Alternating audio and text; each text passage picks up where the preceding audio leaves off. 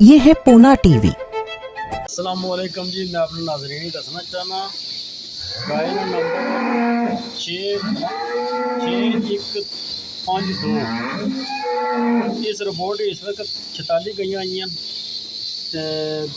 भी 21 लीटर यानी कि दुध है 20.9 है 21 लीटर दुध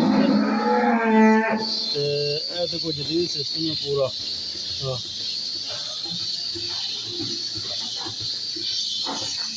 यानी कि जना समझो 48 21 42 लीटर दूध देनी है गां है पूरा सिस्टम है। इतना अंदर बंदा इतना तो बंदा खानी रहनी है तो इतों बाहर निकल जाती है आउट वाला गेट है तो इतों इन होनी अंदर इन वाला सिस्टम है। तो मेरे चैनल की जना सब्सक्राइब भी करो तो लाइक भी करो तो शेयर भी करो। बहुत शुक्रिया।